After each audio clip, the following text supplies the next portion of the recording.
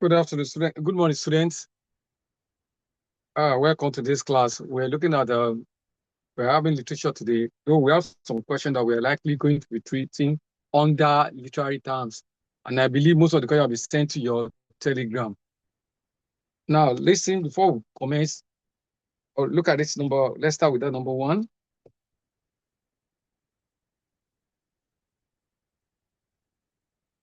So look at this number. A poetic expression or personal vision in a poem technically constitutes a poem's expression of personal vision in a poem technically constitutes A, we have the poetic truth emanating from the poem. B, the poetic configuration emanating from the poem. C, the poetic pattern emanating from the poem. D, the poetic tradition emanating from the poem. The answer is the poetic truth emanating from the poem. We all know that a poem is a form of writing stimulated by deep emotion. A poem is a form of writing stimulated by deep emotion. We all know that. And poem is usually written in a line form known as stanza. And I believe virtually everybody understood what we mean by stanza. Stanza is the group of lines of a poem. Stanza is the group of lines of a poem. And the major features of poetry is what? Stanza. Just like what you can see on the board, we have literary terms. Now you look at this number 8, enjambment.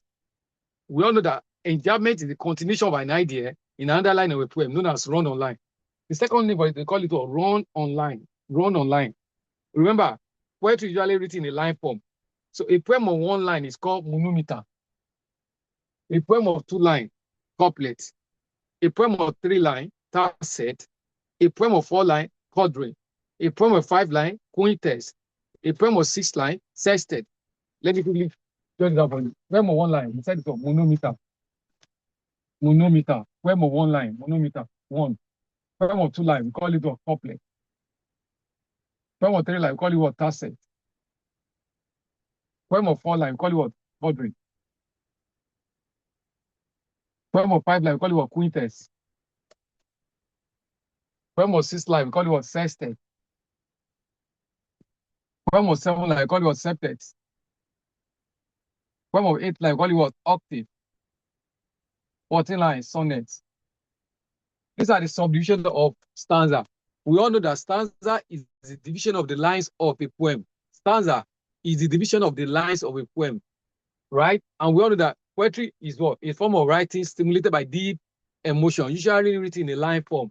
So remember, a poem of 1 line, monometer, a poem of 2 lines, couplet, a poem of 3 lines, tercet, a poem of 4 lines, quadrant, a poem of 5 lines, quintet, a poem of 6 lines, sextet, a poem of 7 lines, septet, a poem of 8 lines, octave, 14 lines, sonnet. So the major attribute of poetry is what? We have what? Enjambment is there. We have rhyme and rhythm. Now, let's go to the next question. Look at this one. The poet personnel. The poet personnel is dash. Number 3, the poet personnel. A, the speaker in a poem. B, the addressee in a poem. C, the pattern of the poem. D, the subject of the poem. The poet personnel is what? The speaker in a poem. The speaker is called the poet personnel in a poem. Let's look at that number 4. In poetry, just like what I said earlier on, lines are organized into a longer unit of thought or feelings are called dash. A, we have stanza. B, we have symbolism. C, we have trope. D, imagery. The answer is what? Stanza. Just like what I told you earlier on. Division of the lines of a poem. And 1 line, 1 stanza is called monometer. 2, couplet. 3, tercet. 4, quadrant. C, quintet. 5, 6, sextet. 7, septet. 8, octave. 14, sonnet. Now we'll move on to the next question. Form and pattern in poetry refers to A, the internal and physical arrangement of material in a poem in a meaningful way. B, the restructuring of material of other gears of literature in a meaningful way. C, the presentation of argument in a poem to the satisfaction of the audience. D, the representation of argument of other poem to the satisfaction of the audience. The answer is A, the internal and physical arrangement of material in a poem in a meaningful manner or way. We move on to the next question. Number 6. Apart from being a very short poem, a lyric is also primarily known as dash, a lyric. You know, lyrical poets are called by what? Musical instrument, lyre. And it used to refer to what? Intense or personal emotion of the poet. Let's see the option given. A, to teach moral. B, to teach fact. C, express the state of mind and feeling of the speaker. That's the answer. Just like what I told you earlier on. Lyrical poem refers to intense or personal emotion of the writer. So the answer there is C. Take note. Look at this number 7. Read the following extract from Thomas Gray Elegy written in the country churchyard, and answer the question below. The short and simple annals of the poor, the boast of Eradi, the pomp of power, and all that beauty, all that wealth ever gave, await alike the inevitable hour. The path of glory lead but to the grave. Now, they are now asking what is the tone of the poem. If you look at it very well, they are talking about, look at it, the short and simple annal of the poor, the boost of Eradi, the pomp of power, and all that beauty, all that wealth ever gone, gave, await alike the inevitable hour. What is the hour? The path of glory lead but to the word grave. It's more like quite what melancholic. A melancholy poem is a poem that indicates what? Sadness, sorrow. And let's look at the option. A, happy mood. B, optimistic mood. C, a sad mood. D, pessimistic. That's why you're sad. Grave, whatever you achieve in this life. All vanity upon vanity. So the mood is what? Sad, C. Read the following piece and answer the question below. Listen to my sorrow. This is a poem. Listen to my lament. The bat was struck by misfortune. Its head is hanging low. Its toe was struck by misfortune. My arms are hanging or limp. Now, they are now asking what the subject matter. The subject matter is what? Central theme. Central message of the word of the poet or extract. A, they said the subject matter of the poem is in A, line 1, B, line 4, C, line 6, D, line 5. You look at it very well. The subject matter is that line 1. It's talking about sorrow. Listen to my sorrow. Listen to my lament. The earth was struck by misfortune. That is disaster. Consider it sorrow. The answer is A, line 1. Number 9, study the piece from John Meeting Paradise Lost below. And chiefly thou, O Spirit, thou dost prevail before all temples. In upright art, faculty pure, instruct me. The tone of the personnel toward the subject matter is the poet personnel, the tone. A, worshipful. B, optimistic. C, pessimistic. D, prayerful. What you always need to do when you check the first line. That's what we always call topic sentence. The topic sentence conveys the central idea in a given extract. Now, if you look at the first line, thou Spirit, thou that prefer, before all temples upright, as faculty pure, instruct thee. There's element of what? Pessimism. Pessimistic. The answer is C. The answer, sorry. Look at it, sorry. And chiefly thou, O Spirit, that thou prefer, before all temples, the upright art, faculty pure, instruct me. That is prayerful. That's D. Sorry. D is the answer there because it's not like they're seeking somebody to be what? Upright. When you are upright, when you are seeking God's divine intervention, it's not like you're how do I call it? Supplicating to God Almighty to give you the strength to uphold justice. The next is under poetry, under forms of poetry. An elegy. An elegy can be traditionally divided. An elegy. A, historical or futuristic. B, particular or general. C, mundane or spiritual. C, religious or secular. Secular means worldly. Now let's see what is the elegy. Elegy is a poem of lamentation or mourning the dead. Poem of lamentation or mourning the dead. So the answer is particular or general. Death is inevitable. Every soul shall taste death. So it's going to go. Somebody can lose a dear one. And so general, death is inevitable. every soul shall taste death. So the answer is B. Lyrical. A lyric is primarily known to dash. A. Teach moral. B. Teach fact. C. Express the state of mind and feeling. They repeated this question. We've done it before. A lyrical point is a point that expresses the state of mind and feeling of the speaker. The answer is C there. Dash is a popular oral form. Now look at this number 12. Dash is a popular oral form amongst the traditional Yoruba hunter blues. B. Ekun Yawo. C is what? Ijala. Ijala is the correct answer. Yoruba. It's from hello. Ijala is also with Yoruba. Yoruba hunters. And they were primarily from western part of the country. Oyo and Ogun State.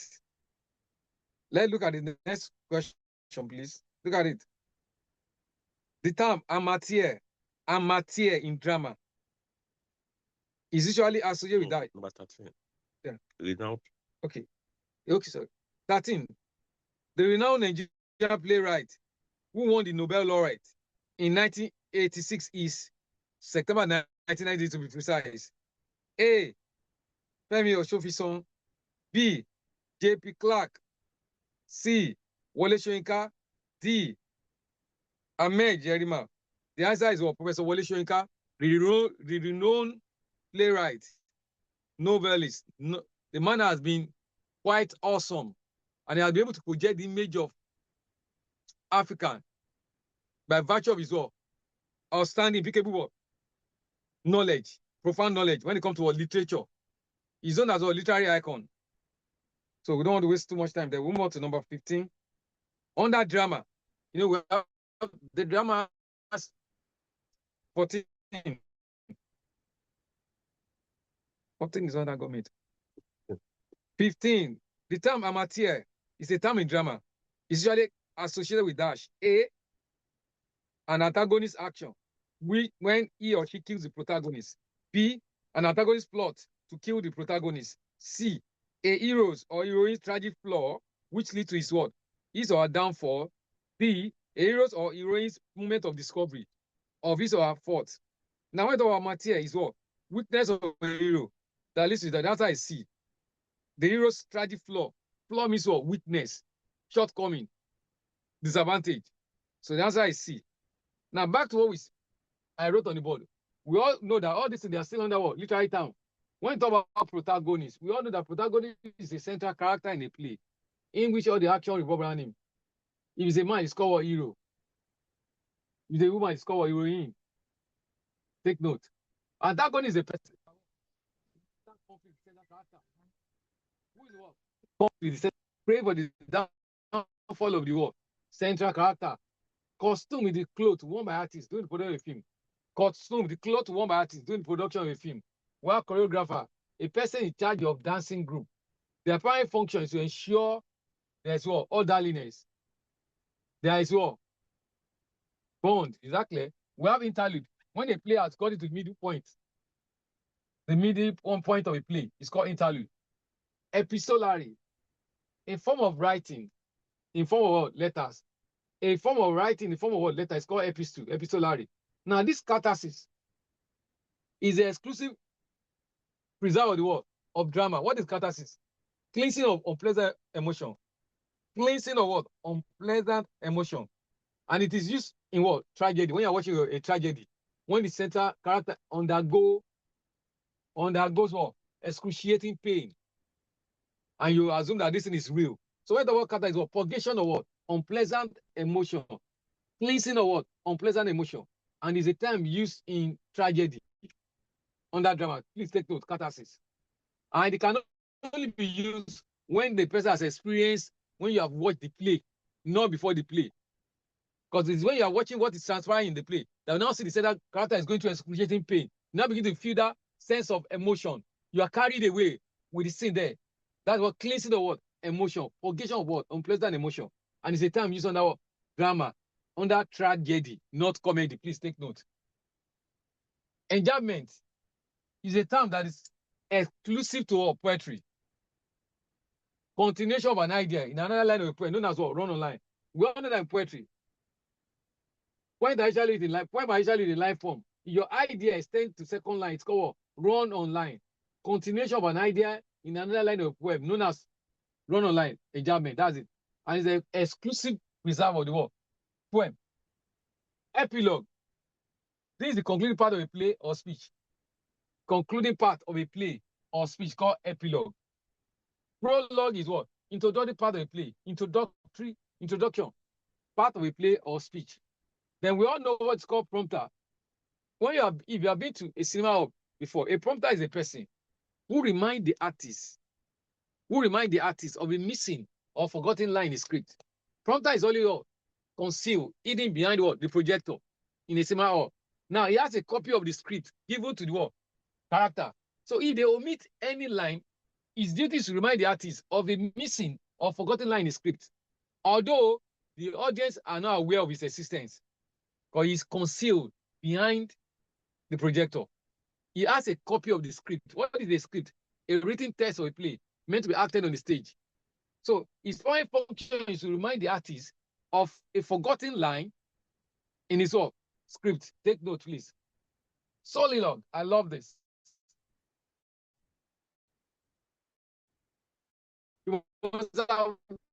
A character's thought is being brought out to the hearing of the audience. What that person is thinking in his innermost thought, mind, is brought out to the hearing of the audience. Called soliloquy. Verbalized intention of a character thought meant to be heard by the audience.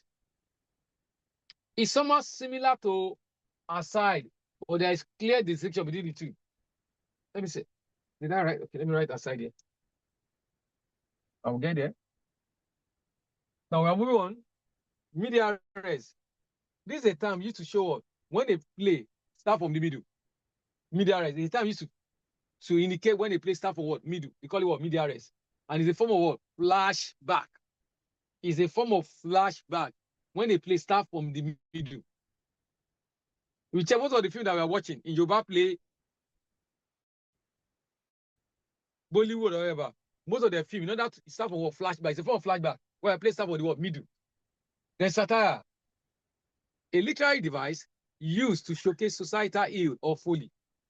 A literary device used to showcase societal ills or folly with the aim of correcting societal vices. Look at this this story, what do you call it? This novel, Mockingbird, is a satire because it showcases discrimination. Marriage of Anna Sewa too, the same thing. So when we talk about satire, a literary device used to showcase societal ill or folly with the aim of correcting such societal vices. Take note of that. We have the next one. We have a flashback.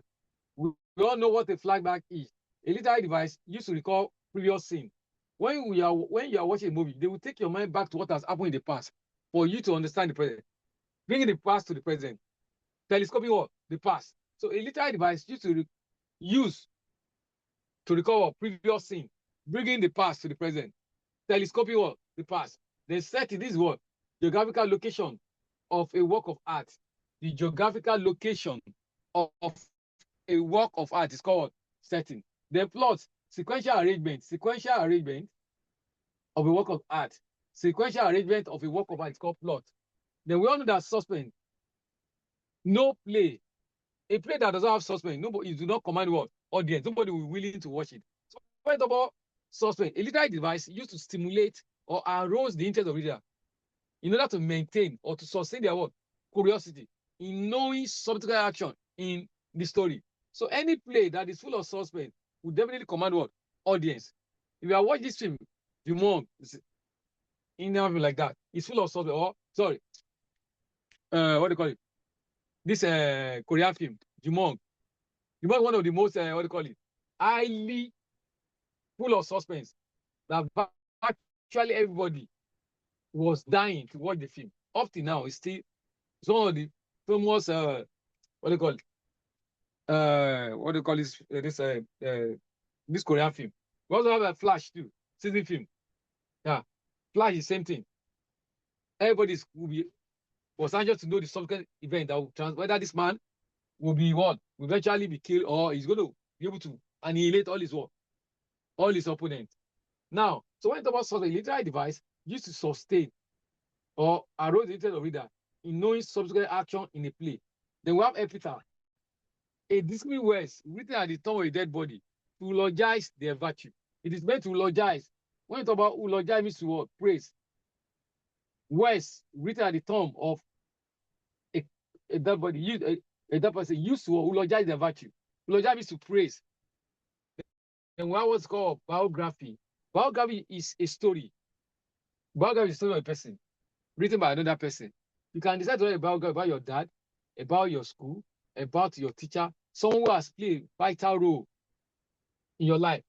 You can decide to write a biography about them. So when talk about biography, a short account of a person's history written by another person. Well, autobiography. Autobiography is a story of a person written by the same person. Anthology, collection of different poems in a single volume, written by what? Different author, different poets. We talked about stanza earlier on. We said stanza is the division of the lines of a poem. The division of the lines of a poem. Like I told you earlier on, a poem of 1 line is called monometer, a poem of 2 lines, couplet, a poem of 3 lines, tercet, a poem of 4 lines, quatrain, a poem of 5 lines, quintet, a poem of 6 lines, sextet, a poem of 7 lines, septet, a poem of 8 lines, octave, 14 lines, sonnet. We have a lineation. The arrangement of the lines of a poem. The arrangement of the lines of a poem is called lineation. The arrangement of the lines of a poem is called lineation. Anaphora, repetition of the successive line of a poem at the beginning. Repetition of what? Successive line of a poem at the beginning of the poem. It's called anaphora. Refrain, repetition of the successive line of poem at the end. It's called refrain. Parallelism, use the same grammatical structure. Use the same grammatical structure to write a poem or story. Having the same grammatical structure or form is called parallelism. Diction, the language used to convey the thought of the writer. The language used to convey the thought of the writer. Then when we talk about dramatic irony, dramatic irony is when a story, this novel, I've forgotten this one, but let me go this one. Now, when we talk about this dramatic irony, this is a situation whereby what you intend to achieve turn out to be the opposite. Now, unlike this one now, irony. Irony is what? Contrary to the what? Outcome. Contrary to the what? Initial outcome of what you intend to. Dramatic irony is opposite of what you intend to achieve. Now, if I look at this, let me use one story to portray this line of argument. There's this book that we read for Jupeb. Anyway, that is Ajanoku and Ajanoku and whatever. This story is talk about power, abuse of power. Now, this boy, the son, the adopted son, actually believe that he's the bona fide heir to the throne, unknown to him that he's just what? He's a bastard. The audience, the reader knows quite well that he's what? He's not the legitimate child of the man. And that's what one form of dramatic irony. Also, the guy actually wanted to attain power by all means. He wanted to become an immortal. Now, they have to sacrifice maidens, 7 maidens. The last maiden that he lays his hands upon, otherwise, he never knew that the girl happened to be his own step sister. He never knew. And the girl, but the audience knew. And it's what? Dramatic irony. Where the stage irony occurs is that he actually wanted to become what? Powerful. So when he touched this lady in question, the girl, their blood related to my father. Now, instead of attaining that power, that thing led to his untimely demise, contrary to the outcome. That's what we call situational irony. He actually wanted to become more powerful, but that thing accelerate is untimely death. That is what situational irony, contrary to the outcome. Then a foyer is a large room in the cinema hall where the audience sit to watch a movie. You know, when I've been to cinema, we have what do you call it? Level, grade. There are some that will pay huge amount of money. They will put them in a very conducive atmosphere, AC, everything. There are some of general where we pay either a token of 5,000. But that place quite was suffocating. So the one script, a script is a written text of a play meant to be acted by on the stage. Script writer is the writer of the script of a play. Script writer is the writer of the script of a play. Well, a clown is a person that cracks jokes in a play. A clown is a person that cracks jokes in a play. You know, if I watch a movie, clown can only be used under where? Under what? Under tragedy. Or comedy. So clown is a person. The primary function is what? Is to relieve tension that have already been generated in the course of a play. The comic relief is the insertion of scene. Insertion of scene provoking laughter. Comic relief is the insertion of scene provoking laughter in order to reduce tension in the play. Then we have what? What is called conflict, disagreement between two opposite characters. Who are the two opposite characters? Protagonist and antagonist. Disagreement between two opposite characters, protagonist and antagonist. Then denouement, resolution of conflict in a play. Resolution of what? Conflict in a play. Then panegyric, a poem used to praise somebody, praise the virtue of a person. Panegyric and eulogy, they virtually refer to the same thing. They are poem of praise. Poem of praise. Or a meditative poem used to address a person or an object. A meditative poem used to address a person or object is called ode. Elegy, poem of lamentation or mourning the dead. Dirge, song of lamentation. Ballad. Ballad is a poem that showcases the adventure of a rogue or vagabond and equally has element of song. Epic is a poem that showcases heroic deeds of people. Sonnet is a poem of 14 lines. Isura is a mark pause in poetry. Poem does not make you full stop. What they use for, comma, a mark pause in poetry. Poetic license, liberty given to the writer of the poem to use any words he deemed fit. That will call poetic license. We have foreshadowing to give hints about future events. Poem personnel, the speaker in a poem. Allusion, making an indirect reference to a particular person or object is called allusion. Making an indirect reference to a particular person or object is called allusion. Making an indirect reference to a particular person or object is called allusion. We have what? Imagery. Create your mental image in mind of using discrete words to paint a vivid picture of events in a play or story. Another imagery. We have 5 types of imagery. We have 5 types of imagery. We have visual imagery, sight. We have auditory imagery, sound. We have tactile imagery, touch. We have gustatory imagery, taste. We have olfactory imagery, smell. All these images are used in painting a vivid picture of an event in a play, as if we are the scene of the event. Take note, please. Allegory, representation of an idea with abstract entity, having dual meaning. Allegory is the term used to show representation of an abstract entity. Exactly. Then fable. A fable is a story that has animal character or setting. Using animal in a play. Animal farm is an example of fable.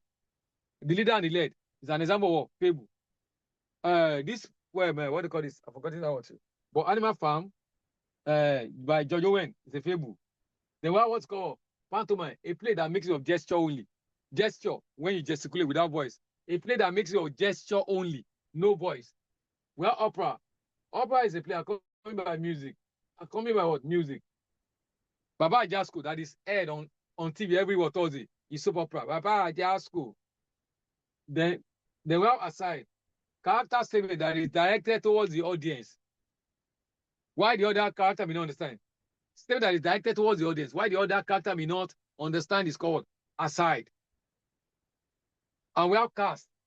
Cast is what? List of characters that take part during the production of a film. And it can equally be called dramatic personnel. We also have what's called stage strong. When an artist fall in love with his work, craft. Stage fright. When an artist is unable to articulate his thought, he's afraid of what? People. He has phobia of what? People. Exactly. We also have what is called what do you call this one? Task. So all what we've highlighted on the board now, they are part of literary time. So I believe that if you have any question, please, we have less than 3 minutes to entertain your question. Please kindly put across your question before we round off today's class. Don't hesitate, please. Your question will let us understand whether you are actually